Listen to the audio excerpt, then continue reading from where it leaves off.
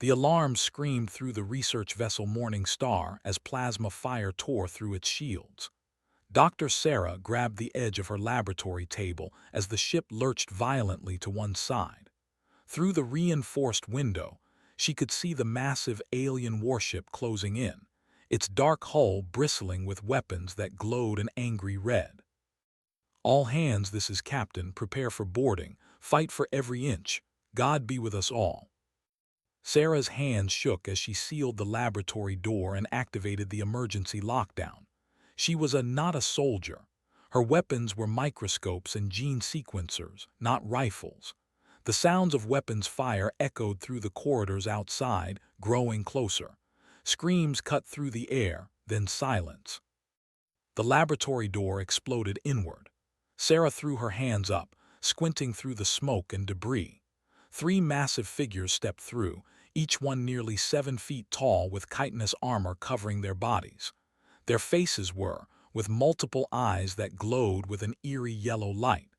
They carried weapons that hummed with barely contained energy. "Human female, you will come with us," one of them said, its voice clicking and harsh through a translation device. Sarah nodded slowly, keeping her hands visible. 23 crew members had been on this ship. From the silence, she suspected she was the only one left. The aliens grabbed her arms roughly and dragged her through the corridors. She forced herself to look at everything they passed. Bodies of her friends and colleagues lay scattered in the hallways. She committed every face to memory, pushing down the grief that threatened to overwhelm her. The alien warship was massive inside, all hard angles and dim red lighting. They threw her into a cell that measured perhaps 10 feet by 10 feet. A force field hummed across the doorway, crackling with energy. Sarah sat on the metal bench bolted to the wall and took slow, steady breaths. She needed to think clearly now more than ever. Hours passed before anyone came. A tall alien in more elaborate armor approached the cell, flanked by 2 guards. His carapace was decorated with what looked like military insignia. "I am commander of the Empire. You are the first human we have captured alive. Your species has proven remarkably difficult to take as prisoners. Most choose death." "Most of them were military," Sarah said quietly. "I'm a scientist. I study alien life forms, or I did." Mandibles clicked together in what might have been amusement. "How fortunate! You will tell us everything about your species, your weaknesses, your military capabilities, your worlds." Sarah met his multiple eyes without flinching. "You should have killed me with the others. You've made a terrible mistake." The commander's laughter was a harsh, chittering sound.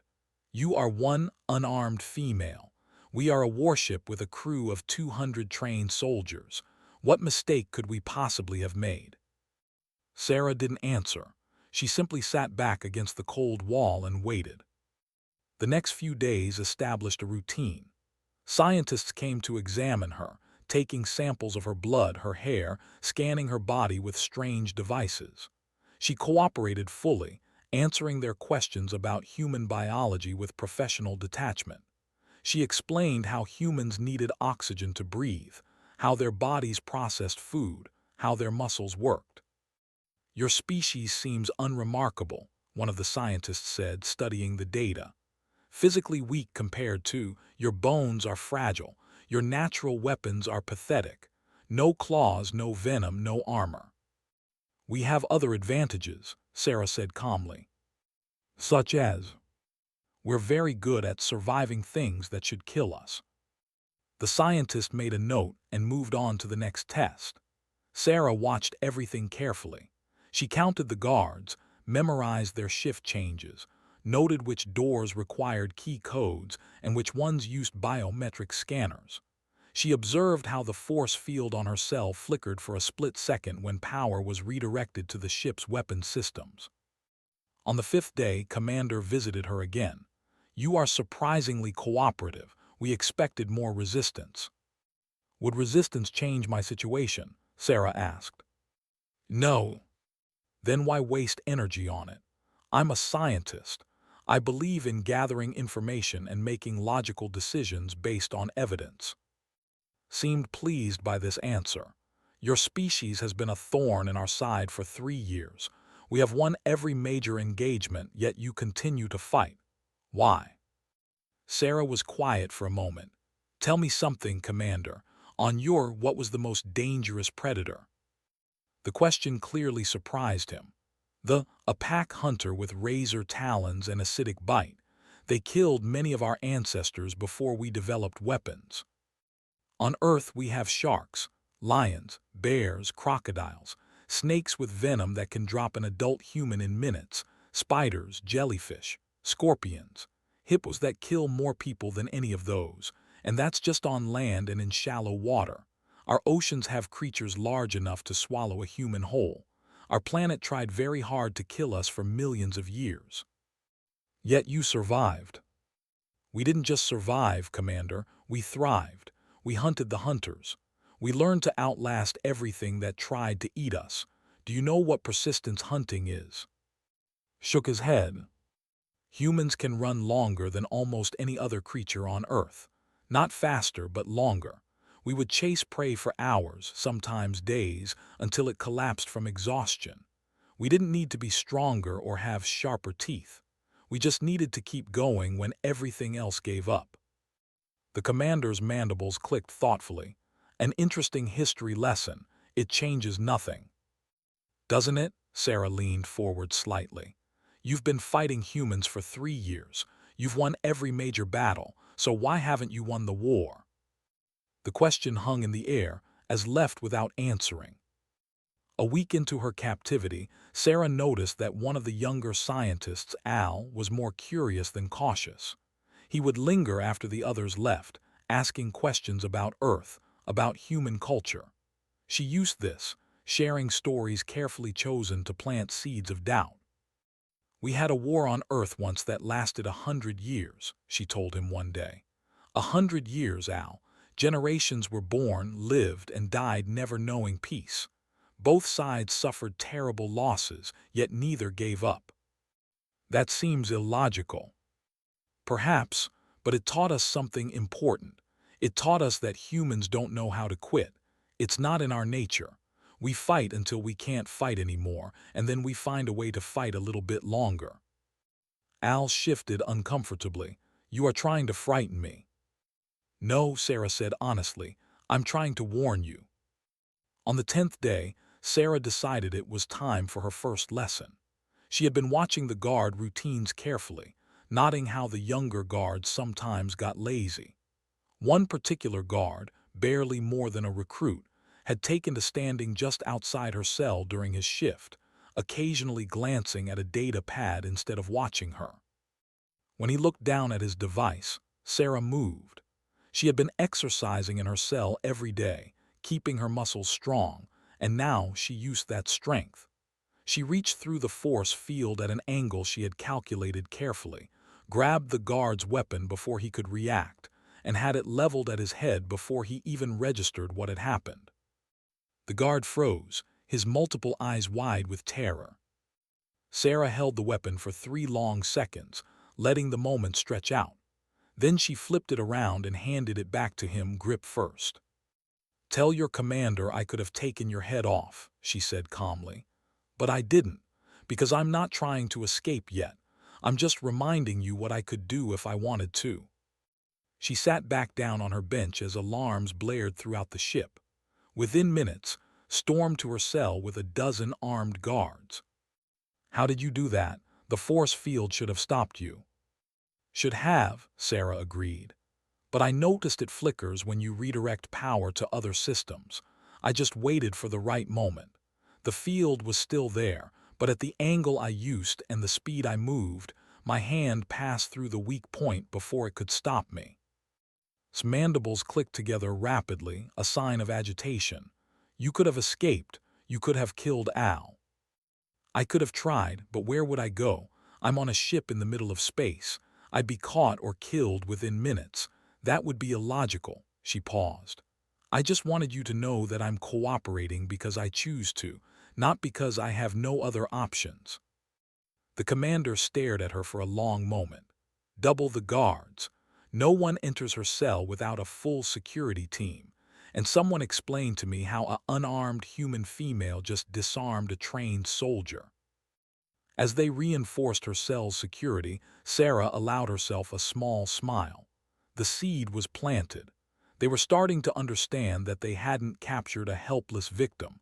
They had captured something far more dangerous, a human who was paying attention.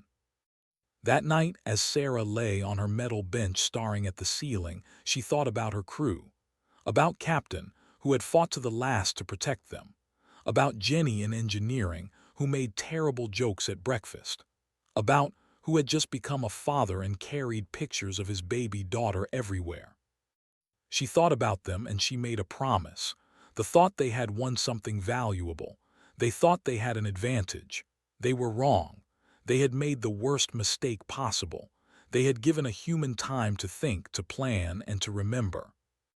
And humans were very, very good at remembering. The war between humanity and the Empire had just changed. They just didn't know it yet. Sarah's cell had become a strange kind of classroom over the following weeks. The scientists no longer saw her as just a specimen to be studied. She had become something more interesting and more troubling, a puzzle they couldn't quite solve. She used this to her advantage, offering information freely but always with an undercurrent of warning. Al, the young scientist, had become her most frequent visitor. He sat outside her cell now, asking questions while a guard stood at a careful distance. "Tell me about human warfare," Al said one day. "Not your technology. We have captured enough of your ships to understand your weapons. I want to know about how humans think about war." Sarah considered the question carefully. "What do you want to know specifically?" "Why do humans fight so ferociously? We have intercepted your communications. Human soldiers speak of protecting their brothers and sisters in arms. They speak of honor and duty, but when captured they choose death over providing information. This seems inefficient." "Does it?" Sarah stood and began packing her small cell. "Let me tell you a story. About 700 years ago on Earth there was a battle at a place called Thermopylae. 300 soldiers from a city called Sparta held a narrow pass against an army of hundreds of thousands. They knew they couldn't win. They knew they would die. But they stayed anyway because their sacrifice would give their people time to prepare. They fought for 3 days. Every single one of them died. But they killed thousands of enemy soldiers first, and their sacrifice inspired their people to eventually win the war." Al's mandibles clicked nervously. 300 against hundreds of thousands. That is suicide, not strategy. "It was both, and it worked. That's what you don't understand about humans. We know how to die for something greater than ourselves. Every human child learns about Thermopylae, about the Alamo, about Stalingrad, about countless other battles where humans chose to stand and fight even when survival was impossible. But you chose to live. You didn't fight when we boarded your ship." Sarah smiled coldly. "I chose to live because dead people can't get revenge. My crew died fighting because they were trying to protect me and the other noncombatants. They bought me time to seal the lab. Their sacrifice wasn't wasted." "How is their sacrifice not wasted? You are a prisoner." "Am I?" Sarah leaned against the wall. "Or are you mine?" Before Al could respond, alarms blared through the ship. Sarah felt the vessel lurch as it changed course abruptly. Through the distant walls, she could hear commands being shouted in the language. Al stood quickly. "Stay here." Sarah laughed. "Where would I go?" Over the next several hours, Sarah pieced together what was happening from the sounds and vibrations of the ship. They had encountered a human patrol. There had been a brief exchange of fire. The Crimson Talon had fled, and the human ships had not pursued. Commander came to her cell after the encounter, his usually composed demeanor slightly shaken. "Your ships grow bolder. They penetrate deeper into our territory every day." "They're looking for something," Sarah said. "For you." "Maybe. Or maybe they're looking for opportunities. Human military doctrine is adaptable. We probe for weaknesses, we learn from every encounter, and we evolve our tactics. That's what happens when you're a species that spent millions of years learning how to survive in a hostile environment. Studied her carefully. You speak as if you are military. I'm not, but every human knows our history.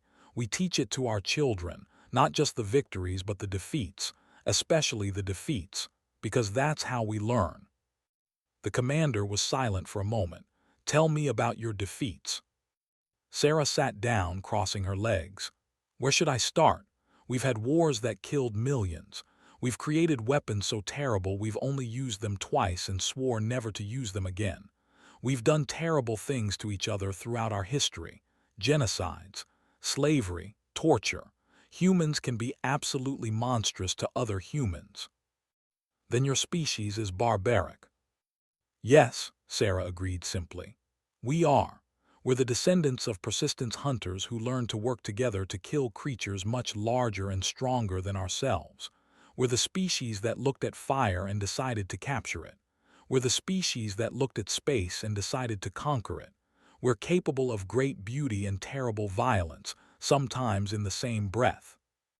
She leaned forward, her voice dropping. And that's what you don't understand, Commander. You've been fighting humans for 3 years. You've destroyed our colonies. You've killed thousands of us. And you think that because you're winning battles, you're winning the war. But every human you kill just makes the rest of us more determined.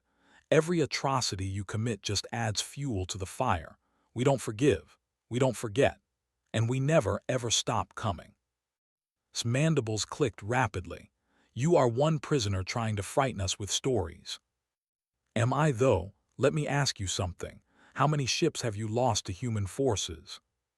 That information is classified. You don't need to tell me, I can guess. More than you expected, more than you wanted. And the losses are increasing, aren't they? Because humans learn, we adapt. Every time you change tactics, we figure it out and counter it.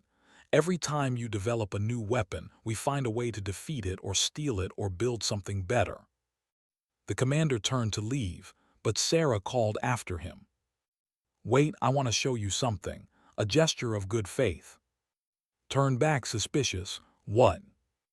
Your ship's secondary power coupling has a flaw. I noticed it during my tests. There's a feedback loop in the system that causes a 3-second delay when you switch from auxiliary to main power. In a battle, those 3 seconds could cost you everything. Tell your engineers to check Junction 7 Alpha. The commander stared at her. Why would you tell us this? Because I'm not trying to sabotage your ship, Commander. I'm trying to show you that I've been paying attention to everything. Every system, every door code, every security protocol. I've been mapping this ship in my head since the day you brought me aboard. When I escape, I'll know exactly where to go and how to get there. When you escape, his laugh was harsh, your arrogance is astounding. It's not arrogance, it's just fact. Humans always find a way. After left, Sarah lay back on her bench.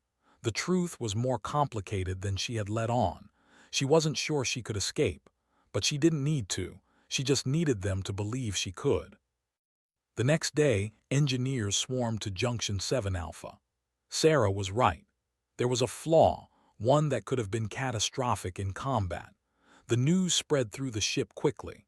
The human prisoner, the scientist who supposedly knew nothing about military systems, had identified a critical weakness in their ship just from casual observation during her captivity. Al came to her that evening. How did you know about the power coupling? I paid attention. I'm a scientist. Observation is what I do. But you study life forms, not starship systems. Sarah shrugged. On human ships, everyone learns basic engineering. You never know when you might need to make emergency repairs. And I've spent a lot of time watching your crew work. Your engineers are competent, but they have certain habits, patterns. I just followed those patterns and figured out where problems might hide. Al sat heavily. You are frightening, Doctor. I'm just a scientist who pays attention, she said softly. Now imagine what a human soldier could do. Imagine what a human engineer or tactician or spy could accomplish with the information I've gathered. But you are alone. You cannot transmit anything from inside this cell." Sarah smiled. "Can't I?" Over the next week, Sarah began her most subtle campaign yet. She asked questions about culture there, their history. She listened to their answers and shared stories of Earth in return. She was friendly, engaging, even warm. And through it all, she was working. They didn't know that their own equipment was betraying them. Sarah had a gift for understanding systems, and she had been watching how the cell's force field interacted with other electronic devices. She had noticed that when guards stood near her cell with their communication devices active, the force field created a harmonic resonance. Using this knowledge and materials she had carefully collected, borrowed, or stolen during her various examinations, Sarah built something impossible. It was crude, assembled from bits of wire, a broken scanner and components she had palmed during medical tests. But it worked. She had built a transmitter. It was weak, barely functional, but it broadcasted a single repeating signal. Her location and a military code she had memorized from watching guards enter their security data. The signal was so faint that it would only be detected if someone was specifically looking for it. But Sarah was betting that someone was looking. The human military didn't leave their people behind. They would be searching every frequency, monitoring every sector of space. All she had to do was wait. Days passed. Sarah continued her routine, continued her conversations with Al and the other scientists. She told them more about Earth, about human history, about the wars and the peace and everything in between. She painted a picture of a species that was simultaneously beautiful and terrifying. "We have a saying on Earth," she told Al one evening. "It's from an old Earth warrior culture. Everyone has a plan until they get punched in the mouth. Do you know what that means?" "I think so. That planning is useless once conflict begins." "Not quite. It means that your assumptions about what will happen and what actually happens are often very different. You assumed capturing a human would give you an advantage. You assumed I would be helpless. You assumed cooperation meant submission." She looked directly at him. "How many of those assumptions have proven correct?" Al didn't answer. That night, Sarah's transmitter sent out its signal once again. Somewhere in the vast darkness of space, that signal was received. And somewhere, coordinates were being plotted. Commander stood in his command center reviewing intelligence reports. The war was not going as planned. Human resistance was stiffening. Their tactics were evolving. Supply lines were being disrupted with increasing frequency. And worst of all, there were rumors. Rumors that the humans were building something new, something terrible. He looked at the display showing Dr. Cell. She sat calmly, reading a data pad they had given her with information about culture. She looked harmless, but couldn't shake the feeling that he had made a terrible mistake. The human had been right about the power coupling. She had been right about the security flaw in Deck 7 that they discovered 3 days later. She seemed to know things about his ship that even some of his crew didn't know. And she had warned him from the very beginning. "You should have killed me with the others." Was starting to understand what she meant. A dead human was just a casualty. A captured human was a liability that kept teaching them painful lessons.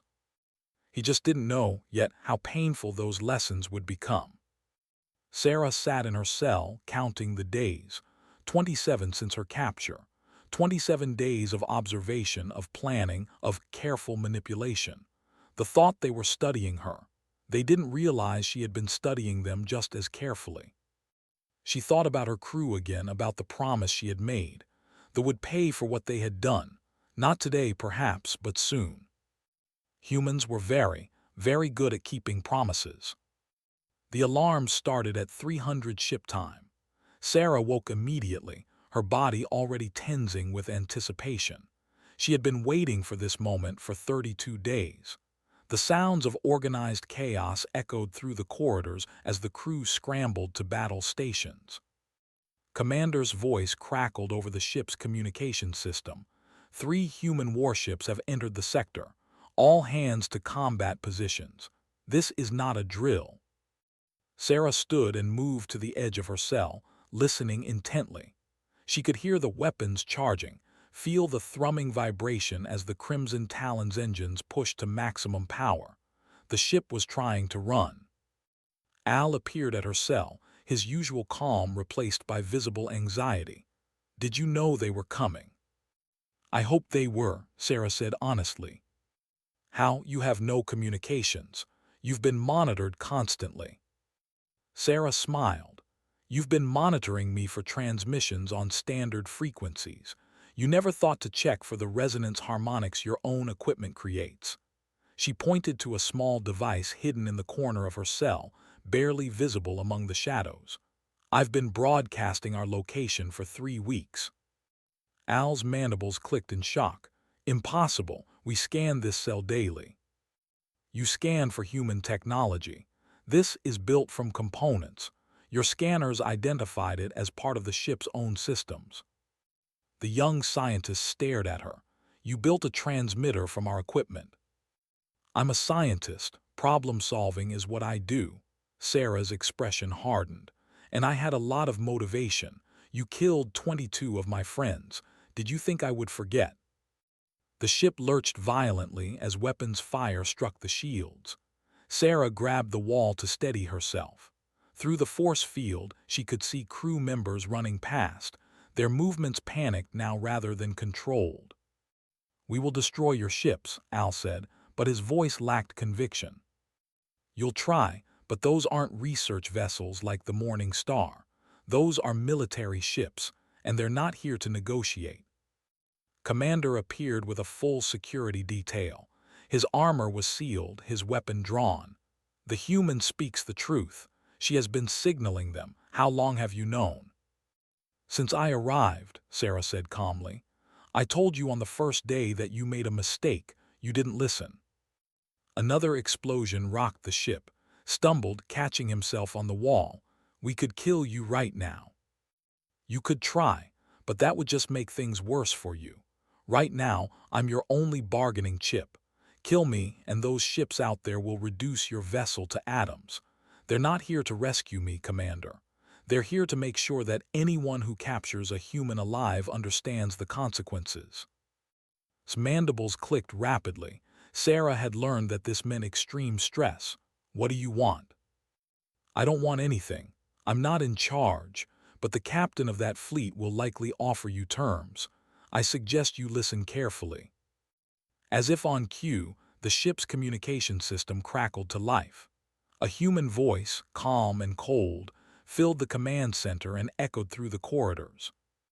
"Vessel Crimson Talon, this is Captain Martinez of the UES Retribution. You are holding Dr. Sarah, a civilian who was taken from a science vessel during an unprovoked attack. You will return her immediately and surrender your ship, or you will be destroyed. You have 5 minutes to respond." Looked at Sarah. "This is a trap." "No," Sarah said quietly. "This is consequences. You attacked a peaceful research mission. You killed civilians. You took a prisoner. These are the results of those choices. Your ships will kill us regardless." "Maybe, maybe not. That depends on what you do in the next 5 minutes. But I'll tell you this. If you harm me now, they will hunt down every single member of this crew. Humanity has a long memory, Commander. We remember every slight, every betrayal, every act of violence against us. And we always, always collect our debts." The commander paced, his claws clicking on the metal floor. Sarah watched him carefully. She could see him calculating, weighing options. He was realizing the trap he had fallen into. 4 minutes, the human voice announced. Turned to his communications officer. "Open a channel." He looked at Sarah. "You will tell them I treated you well. I'll tell them the truth, that you captured me, studied me like a specimen, and kept me in a cell for 32 days. Whether they consider that treating me well is not my decision." 3 minutes. The commander's mandibles clicked again. "I want safe passage for my crew." "That's not up to me," Sarah said. "But I'll make a recommendation. Release me unharmed. Surrender your ship. Provide all intelligence data you've gathered on human forces. Do this, and I believe Captain Martinez will allow you and your crew to survive. How can you be sure? I can't, but I know Captain Martinez. She's a hard woman, but she's fair. She follows the rules of war, unlike your empire, which attacked a civilian vessel without provocation. 2 minutes. Made his decision. Open the channel fully. This is Commander, we accept your terms. Doctor will be returned unharmed. We are powering down weapons and preparing to be boarded. Sarah released a breath she didn't know she was holding. The violence was over, at least for now, but there was still work to be done. Ordered the force field deactivated. Sarah stepped out of her cell for the first time in over a month, her legs slightly unsteady. 2 guards moved to restrain her, but she held up her hands. That won't be necessary. I'm not going to cause trouble. The commander escorted her personally to the docking bay. As they walked, Sarah spoke quietly. You're not a stupid man, Commander. You were following orders, fighting a war, but you need to understand something. This war was a mistake from the beginning. The Morning Star wasn't just a research vessel. It was carrying diplomatic envoys. We were coming to offer your empire an alliance. Stopped walking. That's impossible. We received intelligence that it was a spy ship. Your intelligence was wrong, or someone wanted it to be wrong. Either way, you killed diplomats and scientists who were coming in peace. That's why the human response has been so harsh. That's why they'll never trust the Empire again. They continued walking in silence. When they reached the docking bay, 3 human soldiers in powered armor were already waiting. Behind them stood a woman in a captain's uniform. She was in her 50s, with gray hair and hard eyes that had seen too much combat. Doctor, Captain Martinez said, "Are you injured?" "I'm fine, Captain, physically anyway." Martinez nodded, then turned her gaze too. The commander stood under that gaze, though Sarah could see his mandibles clicking nervously. "Commander, you and your crew will be transferred to the Retribution for processing. Your ship will be seized and studied. You will be questioned about military operations. Cooperate, and you'll be treated as prisoners of war under the interstellar conventions. Resist, and the consequences will be severe. Do you understand?" "I understand." Martinez gestured to her soldiers. "Take him." As they were led away, Sarah finally allowed herself to relax. She hadn't realized how much tension she had been carrying until it drained away. Her legs gave out and Martinez caught her. "Easy, Doc, you're safe now." "The crew," Sarah said. "The Morning Star's crew. Did anyone else survive?" Martinez's expression softened slightly. "You were the only one. I'm sorry." Sarah closed her eyes. She had known, had suspected, but hearing it confirmed still hit like a physical blow. 22 friends, 22 colleagues, all dead because of bad intelligence and political maneuvering. "They need to know," Sarah said. "The humanity, everyone. The Morning Star was a peace mission. We were carrying proposals for an alliance against the Empire. Someone didn't want that alliance to happen. We suspected as much. Your transmissions contained more than just location data. You embedded tactical information, security protocols, everything you observed about operations." Martinez helped Sarah to a transport shuttle. "You did good work, Doc. Intelligence is already using what you sent to plan operations. We've taken 3 outposts in the last week using the security protocols you provided." Sarah felt numb. How many died? Casualties, hundreds. No, how many humans? 17 across all 3 operations. Lowest casualty rate we've had in 6 months, thanks to your intelligence. Sarah didn't know how to feel about that. She had saved human lives by providing information, but she had also condemned soldiers to death. Many of them were probably like Al, just following orders, just trying to survive. "What happens now?" Sarah asked. "Now you get debriefed. You get medical treatment. You get time to recover.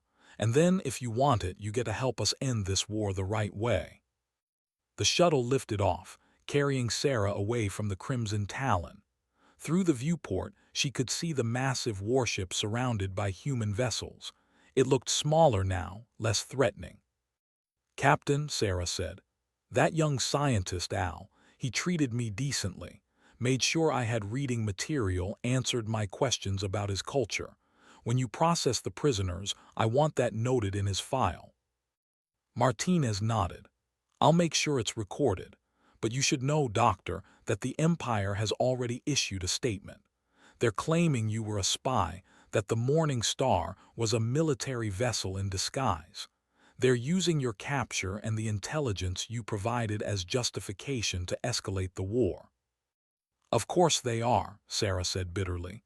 "Can't admit they made a mistake, can't admit they killed a peace envoy, so they double down and make it worse. That's politics, but here's what matters: you survived. You gathered intelligence that will save lives, and you proved something important." "What's that?" "That humanity doesn't break. They tried to capture you, study you, use you. Instead, you used them. You turned your imprisonment into an intelligence-gathering operation. You showed them that even one unarmed human is dangerous if she's smart enough and determined enough." Martinez smiled grimly. "There are already rumors spreading through channels about the human scientist who hacked their systems using their own equipment. You're becoming a legend, Doc." Sarah didn't feel like a legend. She felt tired, grieving, and angry, but she also felt something else: purpose. "They made a mistake when they captured me," Sarah said, "but not the one they think. They didn't just give humanity intelligence. They gave us something more important." "What's that?" "They showed us exactly how to win this war. I spent 32 days studying them. I know how they think, how they operate, what they fear. I know their weaknesses." Martinez leaned forward. "And what are their weaknesses?" "They're efficient but inflexible. They follow protocols religiously. They assume other species will behave logically by their standards. And most importantly, they don't understand persistence. They think in terms of battles won and lost, not in terms of long-term survival." Sarah looked out at the stars. "Humans are persistence hunters, Captain. We're the species that chased prey for days until it collapsed from exhaustion. We're the species that survived ice ages and plagues and wars that should have destroyed us. They are stronger, more advanced, better armed. But we have something they don't." "What?" "We know how to keep going when any logical species would quit. We know how to adapt. We know how to turn every disadvantage into a lesson learned. And we never, ever forget." The shuttle docked with the Retribution. As Sarah stood to disembark, Martinez put a hand on her shoulder. "Welcome home, Doctor, and congratulations. You survived something that would have broken